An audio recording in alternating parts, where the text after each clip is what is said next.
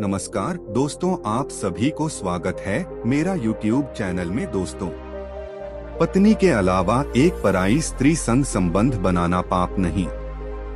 यमराज की इस कथा में है उल्लेख। देवर्षि नारद यमराज कथा, क्या अपनी पत्नी के अलावा किसी पराई स्त्री के साथ संबंध बनाने से पाप नहीं लगता है? चलिए जानते हैं इसी सवाल का जवाब एक कथा के माध्यम से। कथा: हिंदू धर्म में पति पत्नी के रिश्ते को एक पवित्र बंधन माना जाता है, जिसकी अपनी मर्यादा होती है। पति पत्नी में से अगर कोई एक व्यक्ति भी इस मर्यादा को पार करता है तो उसे पाप लगता है। इसके अलावा स्वर्ग लोक में मौजूद उसके पूर्वज भी उससे नाराज हो जाते हैं। शास्त्रों में बताया गया है कि शादीशुदा व्यक्ति को केवल अपनी पत्नी के साथ शारीरिक संबंध बनाने चाहिए। अगर व्यक्ति किसी पराई स्त्री के साथ संबंध बनाता है तो उसे पाप लगता है। लेकिन आज हम आपको शास्त्रों में बताई गई एक कथा के माध्यम से उस एक परिस्थिति के बारे में बताने जा रहे हैं, जिसके अनुसार व्यक्ति अपनी पत्नी के अलावा भी केवल एक स्त्री से संबंध बना सकता है। इससे न तो उसे पाप लगेगा और न ही उसके पूर्वज उससे नाराज होंगे। क्या पराई स्त्री संग भी बना सकते हैं संबंध? विष्णु जी के परम भक्त देवर्षि नारद मुनि एक बार मृत्यु के देवता यमराज के पास गए और उनसे कहा कि हे यमराज, आप तो नरक और मृत्यु के स्वामी हैं। आप व्यक्ति को उसके कर्मों के अनुसार दंड और फल देते हैं, लेकिन आज मैं आपके पास एक सवाल लेकर आया हूँ। इसके बाद देवर्षि नारद मुनि यमराज से कहते हैं कि शास्त्रों के अनुसार एक पुरुष को केवल एक स्त्री के साथ शादी करनी चाहिए और उससे ही संबंध बनाने चाहिए। लेकिन आपने देखा होगा कि कुछ लोग अनेक विवाह करते हैं और अनेक स्त्रियों के साथ संबंध बनाते हैं, तो क्या ये पाप है? क्या इसकी वजह से उस व्यक्ति को मरने के बाद नरक में जाना पड़ता है? इस पर शास्त्र क्या कहते हैं? कृपया मेरे इस प्रश्न का उत्तर दीजिए। देव ऋषि नारद मुनि के प्रश्न का जवाब देते हुए यमराज कहते हैं कि नारद मुनि, मानव जीवन के कल्याण के लिए आपने एक अच्छा प्रश्न पूछा है, लेकिन मैं आपको इस प्रश्न का जवाब एक कथा के माध्यम से दूंगा, जिसे सुनने के बाद आपको अपने सभी सवालों के जवाब मिल जाएंगे। ये भी पढ़े 9 आदतें बन सकती हैं कामयाबी में बाधक। जानिए सूर्य से लेकर केतु तक नवग्रहों को कैसे करे शांत। राजा रानी को किस बात का दुख था? यमराज कहते हैं कि प्राचीन काल की बात थी। एक गांव में एक राजा थे जो बहुत ज्यादा दयालु थे। वो अपनी प्रजा की हर एक छोटी से छोटी जरूरत का ख्याल रखते थे और उनकी प्रजा भी उनसे अत्यंत संतुष्ट रहती थी। राजा का विवाह भी हो गया था और उनकी पत्नी भी बहुत सुंदर थी। इसके अलावा उनका व्यवहार भी बहुत ज्यादा दयालु था। राजा रानी का जीवन अत्यंत सुखमय था, लेकिन उनको सिर्फ एक चीज का दुख रहता था कि उन्हें कोई संतान नहीं थी। राजा रानी और गांव की प्रजा को इस बात की चिंता था कि राजा के बाद उनके साम्राज्य को कौन संभालेगा। राजा दूसरा विवाह क्यों नहीं करना चाहते थे? राजा रानी ने अनेक वैद्य से अलग अलग उपचार कराए थे।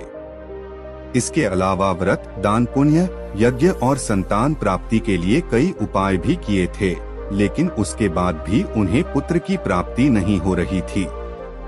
ऐसे में दुखी प्रजा ने राजा को सलाह दी कि उन्हें दूसरा विवाह कर लेना चाहिए ताकि उनका वंश आगे बढ़ सके और गांव को एक नया राजा मिल सके। लेकिन महाराज अपनी पत्नी से अत्यंत प्रेम करते थे, जिसके कारण उन्होंने दूसरा विवाह करने के लिए मना कर दिया। इसके अलावा उन्हें शास्त्रों का भी ज्ञान था, जिसमें बताया गया था कि एक पुरुष को केवल एक विवाह ही करना चाहिए। शादीशुदा होते हुए किसी और स्त्री के साथ संबंध बनाने से पाप लगता है। जब महाराज नहीं माने तो तब प्रजा रानी के पास गई और उन्होंने उनसे निवेदन किया कि वह महाराज को समझाएं कि वो दूसरा विवाह कर लें, क्योंकि भविष्य में उनके साम्राज्य को एक राजा की जरूरत पड़ेगी। लेकिन राजा ने रानी की बात मानने से भी मना कर दिया। पूर्वज राजा से क्यों नाराज थे? स्वर्ग लोक से राजा के पूर्वज यह सब देख रहे थे और उन्हें चिंता थी कि अगर राजा को पुत्र नहीं हुआ तो उनका वंश आगे नहीं बढ़ेगा। इसी भय के कारण सभी पूर्वज दुखी हो जाते हैं और एक दिन राजा के सपने में आते हैं।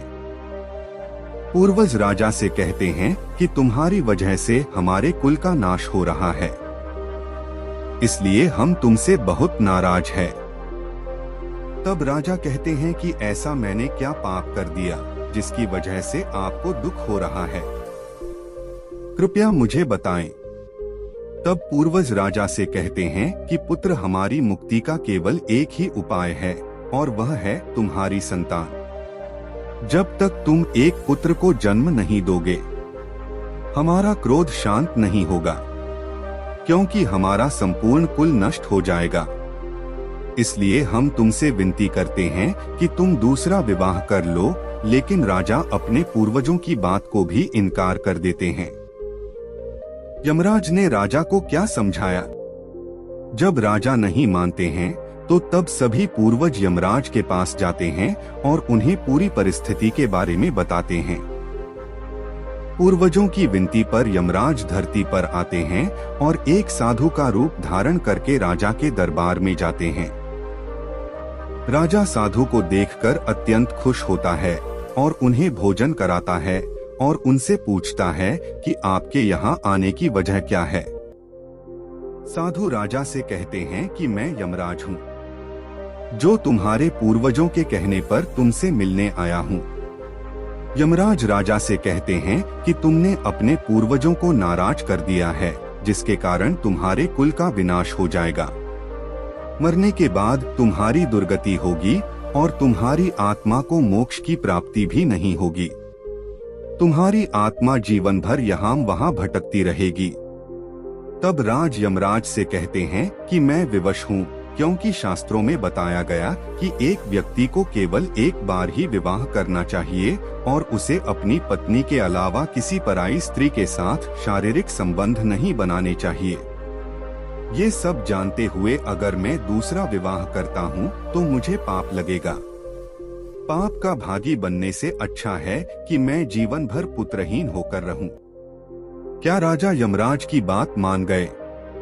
इसके बाद यमराज कहते हैं कि हे पुत्र, एक पुरुष दूसरा विवाह कर सकता है, लेकिन उसमें उसकी पत्नी की रजामंदी होनी चाहिए।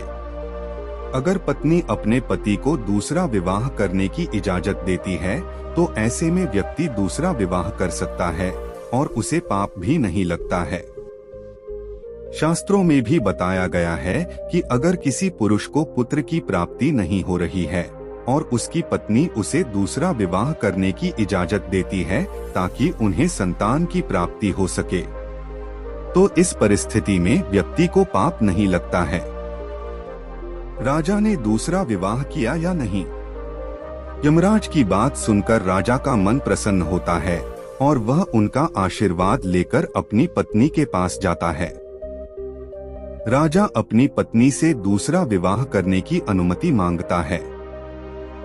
जब रानी राजा को दूसरा विवाह करने की इजाजत दे देती है तो वह शीघ्र ही दूसरा विवाह कर लेते हैं, जिससे उन्हें पुत्र की प्राप्ति होती है।